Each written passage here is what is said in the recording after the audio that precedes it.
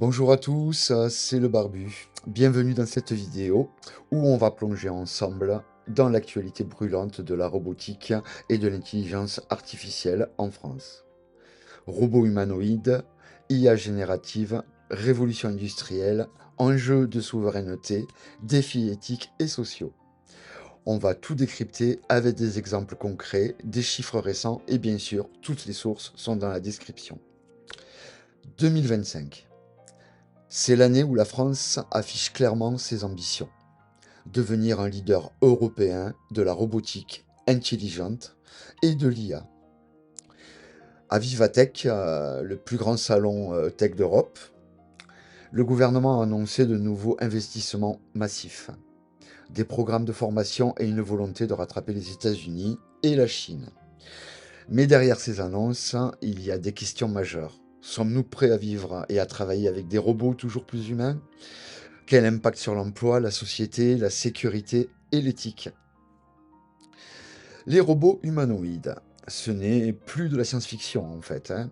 Des entreprises comme Tesla, Sanctuary AI ou des startups françaises comme Pollen Robotics développent des robots capables de marcher, de manipuler des objets, d'interagir avec des humains et même d'apprendre grâce à l'IA générative.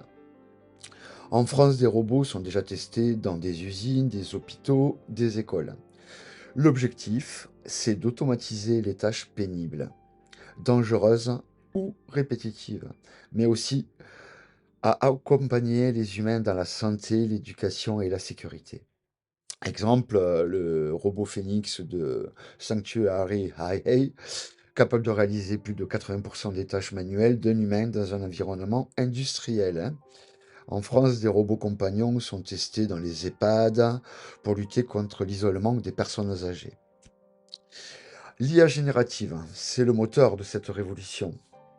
Elle permet aux robots de comprendre le langage, d'apprendre de nouvelles tâches, de s'adapter à des environnements complexes. Dans l'industrie, l'IA optimise les chaînes de production, anticipe les pannes, hein, réduit le gaspillage. Dans la santé, elle aide au diagnostic, personnalise les traitements, pardon, assiste les chirurgiens. Dans la sécurité, elle analyse les flux vidéo, détecte des comportements suspects, anticipe des risques, mouvements de foule, etc. Mais cette puissance pose aussi la question de la confiance. Comment être sûr que l'IA prend les bonnes décisions, sans biais, sans erreur? La France, elle, ne veut plus être à la traîne. Avec le plan France 2030, l'État investit plusieurs milliards d'euros dans la recherche, l'innovation, la formation. L'objectif, c'est de former des milliers d'étudiants et de professionnels à l'IA et à la robotique. Soutenir 400 PME dans l'adoption de ces technologies, ce qui est un nombre important. Créer un écosystème de start-up, de laboratoires publics et privés, de grands groupes industriels, hein. Développer des robots made in France, éthiques, sécurisés, compétitifs. Enfin, espérons-le, on verra les orientations politiques de tout cela. D'ailleurs, je ferai une autre vidéo sur les orientations politiques qu'il faudrait adopter pour réguler l'IA. Ce qu'en pense l'Europe et les autres pays aussi. Dites-moi dans les commentaires d'ailleurs si c'est un sujet qui vous intéresse. Ensuite, il s'agirait de faire des pôles d'excellence émergents à Paris, Lyon, Toulouse et Nantes. La France veut aussi renforcer sa souveraineté technologique, hein, pour ne pas dépendre des géants chinois et des géants américains. Donc, au sujet de l'emploi, il y aura de la destruction, de la transformation, hein, et même de la création, hein. C'est la grande question, hein. Robots et IA vont-ils détruire ou créer des emplois? Ben, selon les experts, jusqu'à 47% des emplois pourraient être impactés par l'automatisation d'ici 2035, hein. Les métiers les plus menacés, c'est la logistique, la manutention, l'administration et certains services, hein. Mais de nouveaux métiers émergent évidemment, hein, ingénieur IA, technicien de maintenance, robotique, data analyst, et j'en passe, hein, spécialiste en cybersécurité et formateur, accompagnateur au sujet de ce changement majeur, comme une révolution en fait industrielle, hein. Donc la clé, ça restera quand même donc la formation continue et les gens qui s'adaptent, comme toujours. La France investit aussi dans la reconversion, l'apprentissage, hein, et l'enseignement supérieur. Mais attention à la fracture numérique. Ceux qui n'ont pas accès à la formation risquent d'être laissés de côté. Le plus important, c'est un défi majeur, c'est d'éviter d'exclure des gens, hein, juste par méconnaissance. D'ailleurs, je ferai une vidéo aussi sur l'électronisme, parce que c'est un sujet qui m'intéresse énormément. Bon, je poursuis. Les robots et l'IA, ça pose des défis majeurs, hein. Donc sur la transparence, comment sont prises les décisions, sur quelle base de données. Les biais, les discriminations, les IA apprennent sur les données humaines, hein. Donc elles peuvent reproduire des préjugés. Au sujet de nos vies privées et sécurité, l'IA collecte des données sensibles, hein. Il faut garantir leur protection. Au niveau de la responsabilité, si un robot commet une erreur, qui est responsable? Ben, c'est un truc à voir.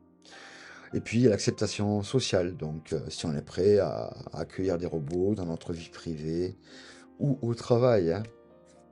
En tout cas, bon, la France est mise sur une IA responsable. J'espère que politiquement, ça se fera et qu'il n'y aura pas de biais cognitifs mis dans les algorithmes. Donc pour ça, il va falloir créer des chartes éthiques, des labels, hein, et qui un contrôle, surtout un contrôle public, hein, et une implication des citoyens dans les choix technologiques, hein. Au niveau de la souveraineté, de la cybersécurité, qu'est-ce qu'on peut en dire? La souveraineté technologique, c'est un enjeu clé. Ne pas dépendre des technologies américaines ou chinoises, hein, pour nos industries stratégiques, hein, notre santé, notre sécurité.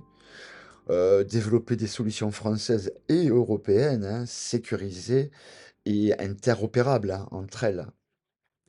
Ensuite, il faut renforcer la cybersécurité, hein. Les robots et les IA sont des cibles potentielles, hein, pour les cyberattaques, hein, et, il faut anticiper les risques, hein, protéger les infrastructures.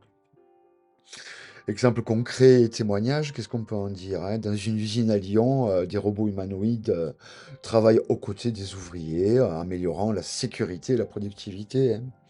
Dans un hôpital à Nantes, vous aurez les liens dans la description, une IA aide au diagnostic du cancer, réduisant les délais et les erreurs, en espérant, hein. Après, à vérifier tout ça et c'est évident, il faut absolument le mesurer, hein, parce qu'on n'est pas à l'abri d'erreurs quand même, hein, malgré, ce que me dit le script. Une start-up française développe un robot éducatif aussi pour aider les enfants autistes à progresser à leur rythme. Et évidemment, dans l'agriculture, les agriculteurs utilisent des robots pour désherber sans pesticides, hein, limitant l'impact environnemental. En conclusion, qu'est-ce que je pourrais dire?